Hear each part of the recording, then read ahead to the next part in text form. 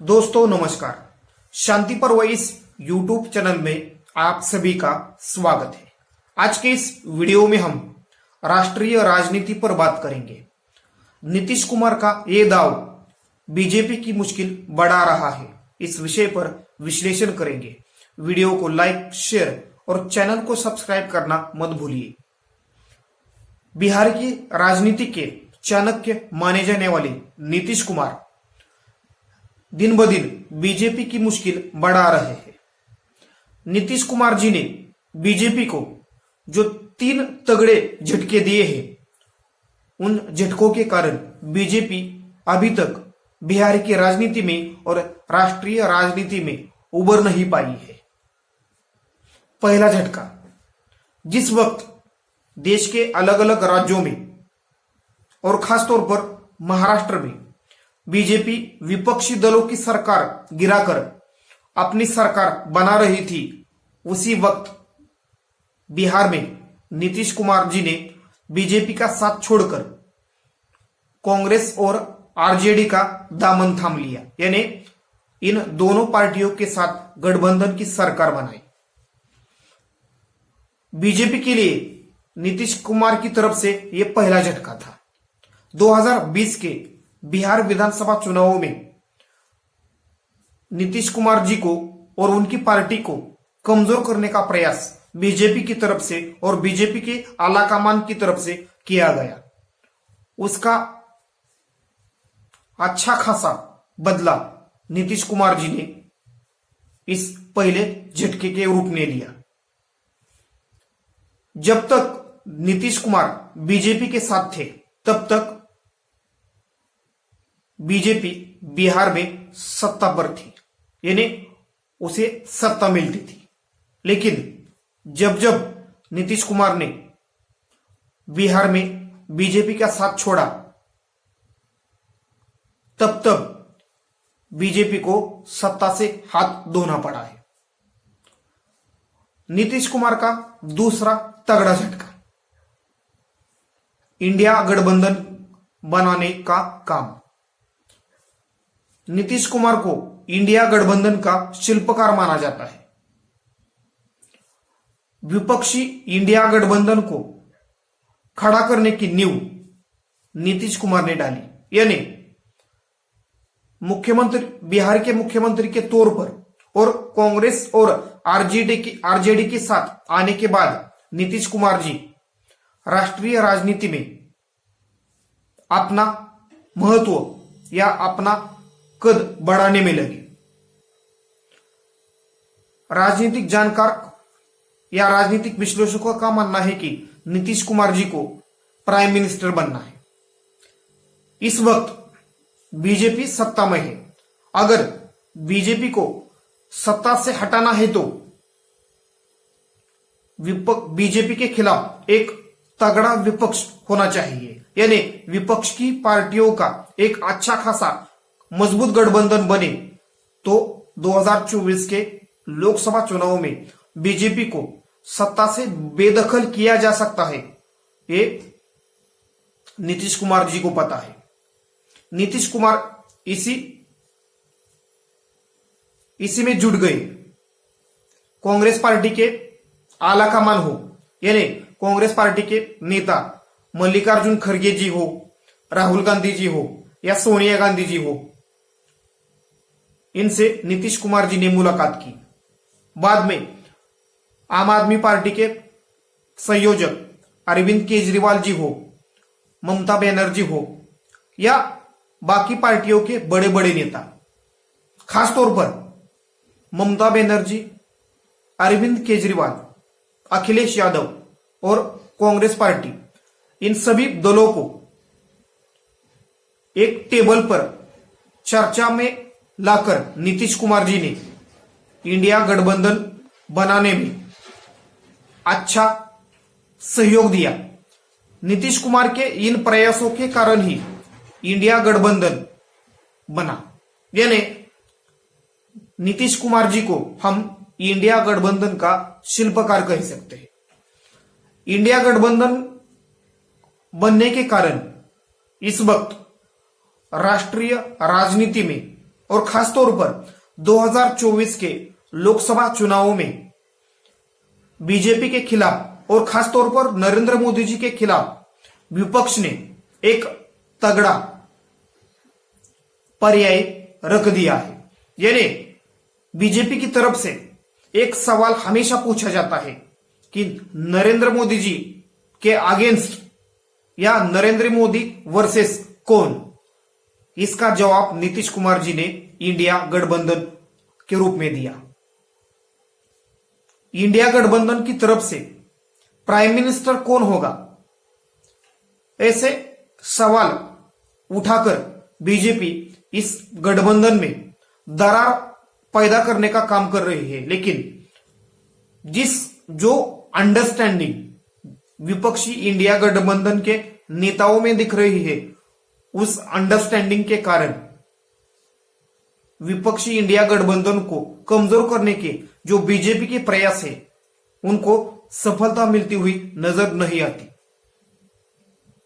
2024 के लोकसभा चुनाव में इंडिया गठबंधन बीजेपी को हरा सकता है, ऐसी एक उम्मीद जगाने में इंडिया गठबंधन कामयाब होता दिख रहा है। खासतौर पर इंडिया गठबंधन बनने के कारण महाराष्ट्र, बिहार इन दोनों राज्यों में और सांसदों की संख्या की दृष्टि से ये दोनों राज्य महत्वपूर्ण है। बिहार में लोकसभा की 40 सीटें हैं और महाराष्ट्र में लगभग 48 सीटें हैं। इन सभी 88 सीटों पर बीजेपी फंसी हुई नजर आती है। यानी अलग अलग सर्वे में महाराष्ट्र और बिहार में बीजेपी को लोकसभा चुनाव में सबसे तगड़ा झटका लग सकता है, ऐसे निष्कर्ष निकाले जा रहे हैं। इंडिया गठबंधन अलग अलग राज्यों में भी बीजेपी को झटका दे सकता है। यानी कुल मिलाकर नीतीश कुमार जी ने इंडिया गठबंधन बनाकर या उसको बनाकर या सभी पार्टियों को या विपक्षी दलों को एक साथ लाकर नरेंद्र मोदी जी के सामने और खासतौर पर बीजेपी के सामने एक कड़ी चुनौती पेश की है। नीतीश कुमार जी का तीसरा बड़ा झटका जातीय जनगणना। नीतीश कुमार जी ने बिहार में जातीय जनगणना का एक ऐसा दाव चला जिसके कारण बीजेपी चारों खानों चित हो गई। यानी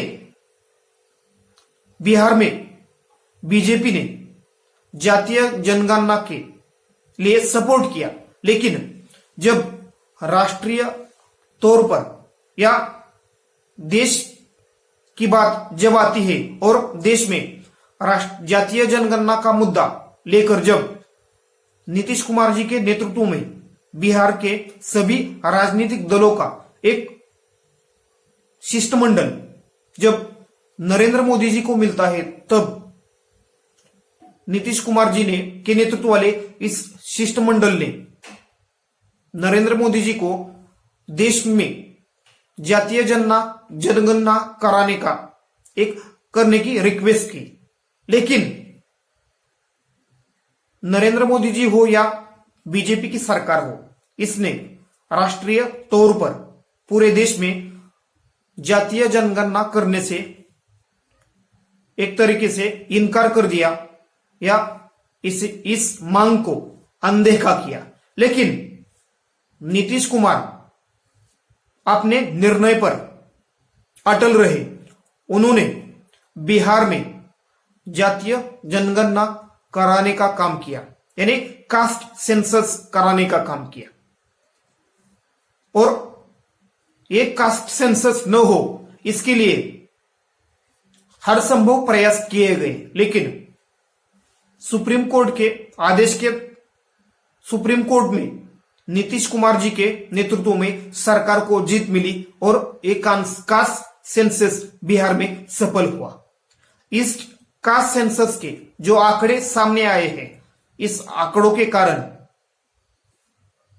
पूरे देश भर में अलग अलग राज्यों में कास्ट सेंसस या जातीय जनगणना की मांग हो रही है और खासतौर पर इंडिया गठबंधन की तरफ से ये मांग उठाई जा रही है।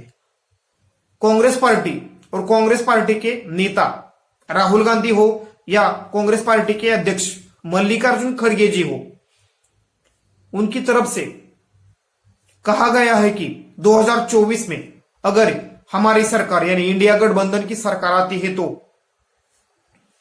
जातीय जनगणना की जाएगी। 5 राज्यों के विधानसभा चुनावों में खासतौर पर राजस्थान, छत्तीसगढ़ और मध्य प्रदेश में और तेलंगाना में कांग्रेस पार्टी की तरफ से राहुल गांधी जी ने यह आश्वासन दिया है कि उनकी सरकार आते ही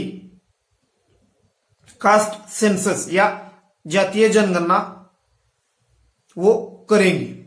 यानी कुल मिलाकर जातीय जनगणना के कारण मंडल की पॉलिटिक्स फिर से एक बार ताकतवर हो सकती है।